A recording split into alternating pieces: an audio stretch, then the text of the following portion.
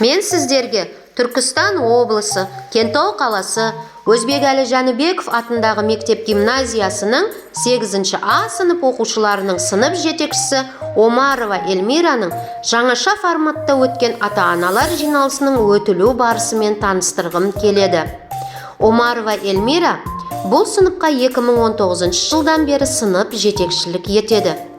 Осы жылдар көлемінде ол перзенттеріміздің адами құндылықтарын дамыту мақсатында көптеген іс-шаралар ұйымдастырды. Кез келген ата-аналар жиналысын өзгеше етіп ұйымдастыруға тырысты. Әсіресе оның ата-ананың тәрбиесі, бала мінезінің іргетасы атты тақырыпта өткен ата-аналар жиналысының форматы басқа ата-аналар жиналысынан өзгеше болды. Алғаш жүргізген жаттығу бұл менің балам деп аталды. Жиналыстың жалпы мақсаты ата-ана мен бала арасында қарым-қатынасты жақсарту, отбасында мейірімділік сезімін ояту болатын. Бұл менің балам атты жаттығу арқылы ата-ананың балаға деген көзқарасын анықтап, ата-ана мен бала арасын жақсарту болатын. Жаттығудың шарты бойынша ата-ана өз баласының бойындағы 10 жақсы қасиетті жазуы керек еді. Кейбір ата-аналар бұл тапсырманы орындауға қиналды. Өз баласының бойындағы жақсы қасиеттерді таба алмай, ұялаңқырап қалды. Бұл жаттығу арқылы ата-аналардың балаға деген сүйіспеншілігін, өз перзентін қалай бағалайтындығын аңғарды. Жиналыстың тағы бір өзгешелігі кейбір ойындар мен әдістерді ата-аналардың өздерінің ұйымдастыруында болатын. Соның бірі көшбасшы деп аталатын ойын. Тренингті Гулам Мұхаммадтың анасы Абубакирова Динара ұйымдастырды. Жаттығудың мақсаты ата-ананың балаға дұрыс бағдар беруі болатын. Ортаға 7 адам шығып, араларынан жасы үлкені ана рөлін атқарып, қалғандары перзент болды. Ана көзі байлаулы перзенттерін өмірде болатын қиындықтардан сүрінбей өту үшін көмектесіп, жол бастау керек.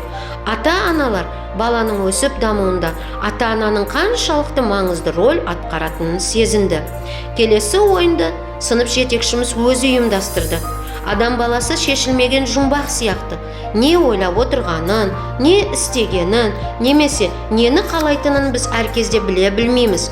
Доптың сыртынан ішінде не бар екендігін білу мүмкін емес. Ата-аналар газеттен жасалған доптың ішінде не бар екендігін табу мақсатында түрлі ойларын айтты. Дәл сол сияқты перзентіміздің де ішінде не болып жатқанын бір көзқараспен анықтай алмаймыз.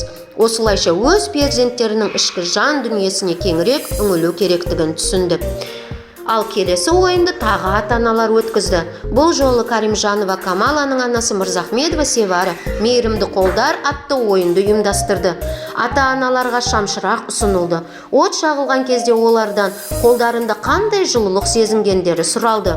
Осылайша, егер ата-ана да өз баласына ыстық сезімін берсе, олар да өз перзенттерінен сондай жылулық сезінетіндігі айтылды. Өйткені әрбір бала өзінің анасынан не әкесінен жылулықты сезінгісі келеді.